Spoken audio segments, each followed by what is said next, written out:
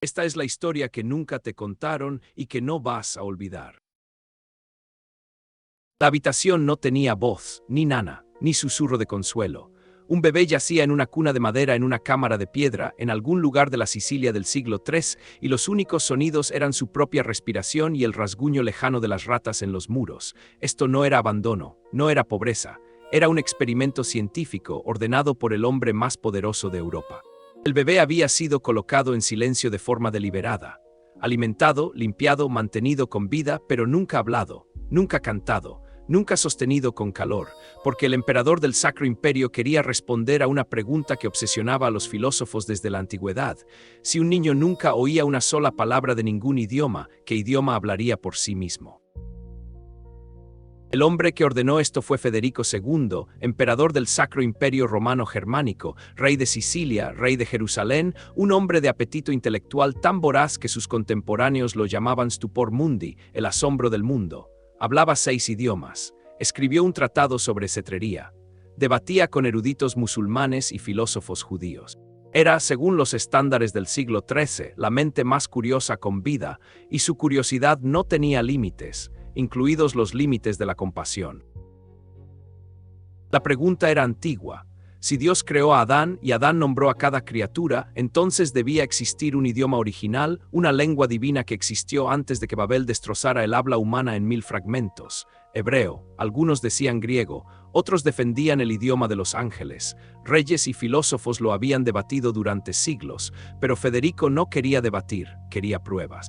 Y para obtenerlas, estaba dispuesto a usar a los sujetos de prueba más vulnerables imaginables, bebés recién nacidos. La obsesión empezó mucho antes de Federico. 26 siglos antes, en el siglo VII a.C., el faraón Pesamético I de Egipto, un gobernante de la dinastía 26, llevó a cabo lo que puede ser el primer experimento registrado en la historia humana. El historiador griego Heródoto escribió que Pesamético entregó 2 recién nacidos a un pastor, con instrucciones estrictas. Debían criarse entre cabras. Ningún humano debía pronunciar una sola palabra en su presencia. El pastor debía observarlos y reportar la primera palabra que dijeran, porque esa palabra, creía Pesamético, sería el idioma original de la humanidad. Durante 2 años, el pastor crió a los niños entre su rebaño. Los alimentó con leche de cabra, los mantuvo calientes, pero nunca les habló ni una palabra, ni un sonido. Los miró crecer, los miró gatear, los miró balbucear, los miró extender sus pequeñas manos hacia las cabras, y un día los niños hablaron. Heródoto registra que los niños extendieron las manos hacia el pastor y dijeron la palabra becos. El pastor lo reportó a Pesamético, quien investigó. La palabra becos era frigia, el idioma de un reino en lo que hoy es Turquía, y significaba pan. Pesamético concluyó que el frigio, no el egipcio, era el idioma original de la humanidad. Se equivocaba, por supuesto. Los niños casi, seguro, estaban imitando el balido de las cabras. 2000 años después de Pesamético, en 1493, el rey Jacobo IV de Escocia intentó su propia versión. Jacobo era un rey renacentista, educado, multilingüe, fascinado por la ciencia y la alquimia. Tomó a 2 recién nacidos y los envió a la isla de Inchcape en el estuario del Forth, un peñón rocoso y aislado en el frío mar del norte, para ser criados por una mujer muda que no podía hablarles ni aunque quisiera. El cronista escocés Robert Lindsay de Pitscottie escribió que los niños, cuando fueron encontrados, hablaban muy buen hebreo. La corte concluyó que habían descubierto el idioma de Dios. Los historiadores modernos sospechan que fue o una fabricación del cronista, o que los niños, criados en aislamiento en una isla helada, simplemente produjeron sonidos que no se parecían a nada que nadie hubiera oído. Inchcape, un peñón en medio del estuario del Forth, menos de 1,5 kilómetros de largo, expuesto a cada tormenta que el Mar del Norte pudiera arrojar contra él. Aún hoy la isla está deshabitada. En 1493 era un lugar de exilio, un lugar donde Escocia enviaba a leprosos, víctimas de la peste, y ahora a 2 bebés. La nodriza muda los alimentaba, los resguardaba. Pero no podía darles nada que requiriera voz, nada de cuentos, nada de nombres, nada de canciones. Los niños crecieron oyendo solo el viento, las olas y los gritos de las aves marinas. Pero fue Federico II quien llevó el experimento más lejos. Según el cronista franciscano del siglo XIII Salimbene de Adán, nuestra fuente principal para esta historia, Federico seleccionó varios bebés recién nacidos de familias en su reino. Los entregó a nodrizas y madres de crianza con instrucciones explícitas. Salimbene escribió: ordenó a las madres de crianza y nodrizas que amamantaran a los niños, los bañaran y los lavaran, pero de ningún modo charlaran con ellos ni les hablaran, porque deseaba saber si hablarían el idioma hebreo, que era el más antiguo, o griego, o latín, o árabe, o quizá el idioma de sus padres, de quienes habían nacido. Las nodrizas debían ser máquinas de sustento. Debían proveer leche y calor y nada más, ninguna voz humana, ninguna mirada humana, ningún contacto humano más allá de lo estrictamente necesario para mantener el cuerpo con vida. Imagina la habitación, muros de piedra, varias cunas en fila. Las nodrizas se mueven entre ellas con la eficiencia de obreros en un molino: levantar, alimentar, limpiar, reemplazar. Sus rostros son máscaras, sus labios están sellados. Cuando un bebé llora, lo alimentan o lo cambian, pero no lo consuelan con la voz. Cuando un bebé se aferra a ellas, completan la tarea y siguen adelante. No hay arrullo, no hay canto, no hay todo está bien, no hay mamá está aquí. Los únicos sonidos son el roce de pies sobre la piedra, el crujido de la madera y el llanto de bebés a los que nadie responde con palabras. El experimento no produjo un idioma divino. No produjo hebreo, ni griego, ni el idioma de los ángeles. Produjo algo que Salimbene registró en una sola frase devastadora, pero trabajó en vano porque todos los niños murieron, pues no podían vivir sin las caricias, los rostros alegres y las palabras amorosas de sus madres de crianza. Los bebés murieron, no de hambre, no de frío, no de enfermedad. Murieron porque nadie les habló, nadie les cantó, nadie los miró con amor. Federico había descubierto algo mucho más importante que el idioma original. Había descubierto que los seres humanos no pueden sobrevivir sin conexión humana, que las palabras no son adorno, son sustento, y que un bebé criado en silencio no aprende a hablar, aprende a morir. No sabemos cuántos bebés usó Federico, no sabemos sus nombres, no sabemos dónde fueron enterrados ni si alguien los lloró. Existen solo como un único párrafo en la crónica de un monje, sujetos de prueba sin nombre en el experimento de un rey, sus vidas medidas no en años o recuerdos sino en la ausencia de un resultado. Federico nunca encontró el idioma original, encontró solo cunas vacías. Los médicos de Federico no tenían explicación. Los bebés habían sido alimentados, habían estado calientes, no habían sido golpeados ni matados de hambre. Por cualquier medida física, debían haber sobrevivido. La medicina medieval no tenía marco para lo que los mataba. El concepto no sería nombrado por siglos. Retraso del desarrollo, el término clínico para bebés que se consumen sin causa médica clara. Los médicos medievales debatían sobre humores, miasma, la alineación de los astros. Nunca consideraron que la causa de la muerte era el silencio mismo. El experimento de Federico no fue único. Fue repetido sin intención durante siglos. En los siglos XIX y principios del XX, los orfanatos de toda Europa y América alcanzaban tasas de mortalidad que horrorizarían a la medicina moderna. En algunas instituciones, el 90% de los bebés morían durante su primer año. Las condiciones eran limpias. La alimentación era regular. La higiene era impecable, pero al personal se le indicaba, por razones de eficiencia y control de infecciones, no levantar a los bebés, no sostenerlos, no hablarles más allá de lo necesario. La condición se llamó hospitalismo. Los bebés simplemente dejaban de crecer, dejaban de responder, dejaban de querer vivir. En los años 40, un psicoanalista llamado René Spitz finalmente documentó lo que el experimento de Federico había demostrado 7 siglos antes. Spitz filmó a bebés en una casa cuna, limpios, bien alimentados, atendidos médicamente, que se consumían. Sus películas están entre los documentos médicos más perturbadores jamás grabados. Spitz comparó 2 grupos de bebés. Un grupo era criado por sus propias madres en una guardería de prisión, condiciones imperfectas, pero contacto humano constante. El otro grupo estaba en una casa cuna higiénica con una enfermera por cada 7 bebés. Los bebés de la prisión prosperaban. Los bebés de la casa cuna, limpios, calientes, bien alimentados, desarrollaban lo que Spitz llamó depresión anaclítica. Se volvían retraídos, no respondían, rechazaban la comida, yacían en sus cunas mirando la nada. Al final de 2 años, más de 1/3 de los bebés de la casa cuna había muerto. A finales de los 50, el psicólogo Harry Arlow probó el punto con claridad devastadora. Separó a crías de monos rhesus de sus madres y les dio 2 sustitutos artificiales. Uno estaba hecho de alambre desnudo pero sostenía un biberón con leche, comida, sustento, supervivencia. El otro estaba cubierto de tela suave pero no tenía comida en absoluto. Las crías eligieron abrumadoramente a la madre de tela. Se aferraban a la forma suave durante horas, visitando brevemente a la madre de alambre solo para alimentarse antes de correr de vuelta a la tela. Cuando se asustaban, corrían a la madre de tela. Cuando exploraban, la usaban como base segura. Eligieron la sensación de ser abrazados por encima de la realidad de ser alimentados. La conclusión de Arlou fue directa. El consuelo del contacto, la sensación de calor, suavidad y proximidad a otro ser vivo no es un lujo, es una necesidad biológica.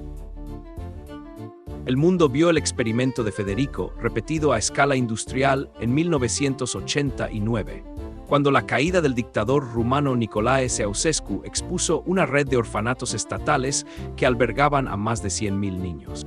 Ceausescu había prohibido los anticonceptivos y el aborto, produciendo una generación de niños no deseados almacenados en instituciones que hacían que las casas cuna del siglo XIX parecieran humanas.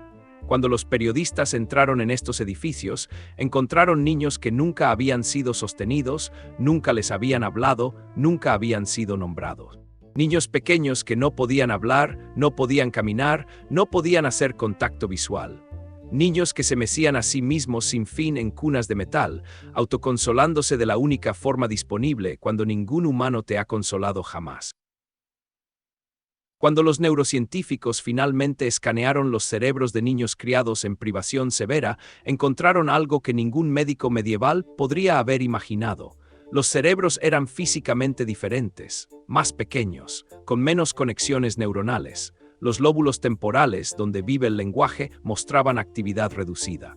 La corteza prefrontal, donde se originan la planificación y la conducta social, estaba subdesarrollada.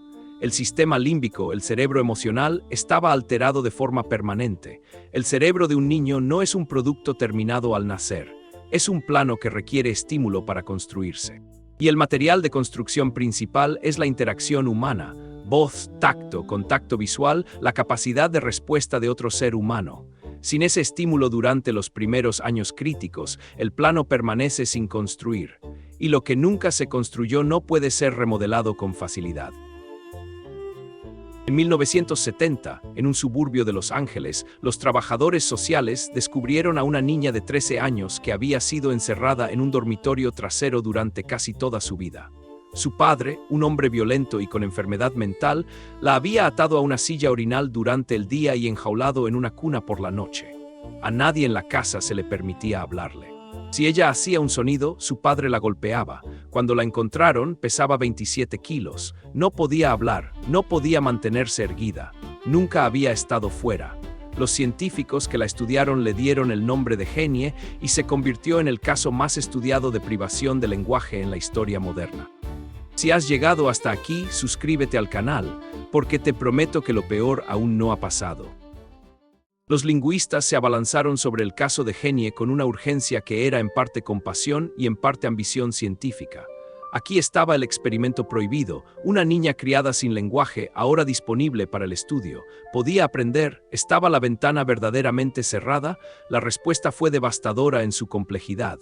Genie aprendió palabras. Aprendió sustantivos, taza, perro, mano. Aprendió a expresar deseos, quiero leche, ir tienda, pero nunca dominó la gramática. Nunca formó oraciones complejas, nunca adquirió la capacidad recursiva y generativa que permite a cada hablante normal producir oraciones que nunca ha oído.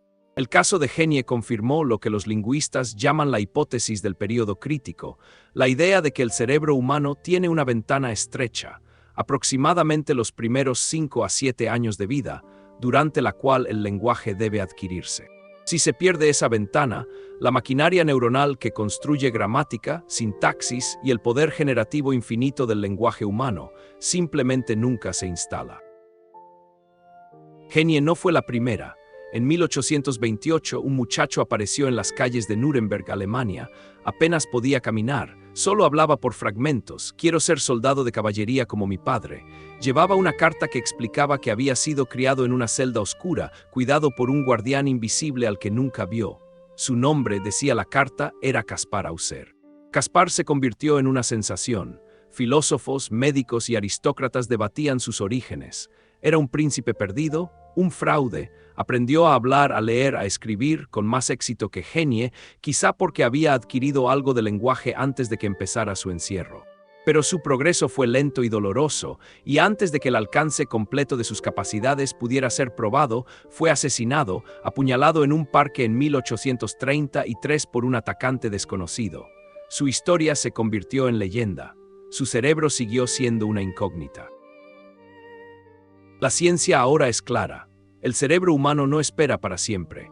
Desde el nacimiento hasta aproximadamente los 5 años, el cerebro es una máquina de adquisición de lenguaje de poder extraordinario, absorbiendo gramática, fonética, sintaxis y pragmática de cada voz que oye. Un niño expuesto al lenguaje en esta ventana puede aprender cualquier idioma de la Tierra con fluidez nativa. 2 idiomas, 3, 5. El cerebro es voraz, pero después de los 5 a 7 años la ventana empieza a estrecharse. Para la pubertad está en gran medida cerrada. La plasticidad neuronal que permite a un niño de 3 años absorber la gramática de forma inconsciente ya no está disponible. Un adolescente puede aprender vocabulario, sí. Pero la gramática estructural profunda, el motor recursivo que genera oraciones infinitas a partir de reglas finitas, esa ventana se cierra y no se vuelve a abrir. Los bebés de Federico nunca alcanzaron esa ventana, murieron antes de que pudiera abrirse. Genie llegó a ella 13 años demasiado tarde. Ha habido otros. En 1800, un muchacho de aproximadamente 12 años fue capturado en los bosques de Aveyron, en el sur de Francia. Estaba desnudo, con cicatrices y mudo, habiendo aparentemente sobrevivido solo en la naturaleza durante años.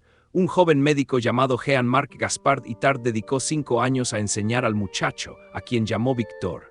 La dedicación de Itard fue heroica. Sus resultados, desgarradores. Victor aprendió a reconocer objetos, a expresar necesidades básicas, a mostrar afecto, pero nunca adquirió el lenguaje. El bosque le había dado supervivencia, no le había dado habla. Hoy, los neurolingüistas pueden observar el lenguaje siendo construido en tiempo real. Las imágenes cerebrales muestran las vías neuronales formándose a medida que un bebé oye sus primeras palabras, axones conectándose, sinapsis fortaleciéndose, las áreas de Broca y Wernicke encendiéndose como circuitos siendo alimentados por primera vez. Podemos ver el período crítico en acción, el crecimiento explosivo de conexiones neuronales en la infancia, la poda gradual a medida que el cerebro se compromete con el idioma que ha oído. Podemos ver, en los escáneres cerebrales de niños privados, los caminos que nunca fueron construidos. Las habitaciones en la arquitectura de la mente que permanecen oscuras y vacías porque ninguna voz encendió jamás la luz. Cada madre que le habla a su bebé está llevando a cabo lo opuesto al experimento prohibido. Cada nana es una lección de lenguaje.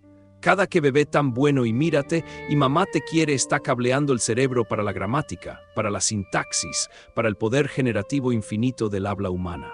El habla maternal que los adultos adoptan instintivamente al hablarle a los bebés, el tono agudo, el ritmo lento, las vocales exageradas, no es tontería. Es un protocolo de enseñanza refinado por millones de años de evolución. El cerebro del bebé está escuchando, no por contenido, sino por patrón, por ritmo. Por la estructura musical del lenguaje que se convertirá, en unos pocos años, en la capacidad de decir cualquier cosa que pueda ser pensada. Federico quería oír la voz de Dios. Debería haber escuchado la voz de una madre. 3 gobernantes en 3000 años intentaron descubrir el idioma original criando niños en silencio. Pesamético en Egipto, Jacobo en Escocia, Federico en Sicilia. Ninguno de ellos lo encontró porque no hay un idioma original, no hay una lengua divina escondida en el cerebro humano esperando emerger en ausencia de todas las demás. Lo que emerge en silencio no es lenguaje, es ausencia, es muerte.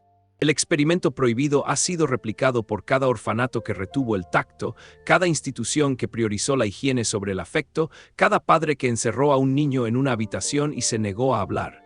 Y el resultado es siempre el mismo. El cerebro al que no se le habla no aprende a hablar. El niño al que no se sostiene no aprende a amar. El bebé criado en silencio no descubre el idioma de Dios, descubre solo que el silencio para un ser humano es el entorno más peligroso de la tierra. El lenguaje no es un regalo del cielo, es un regalo de otras personas, y sin él no somos nada. Si te ha gustado este contenido, suscríbete. No te pierdas las historias que nadie se atreve a contar.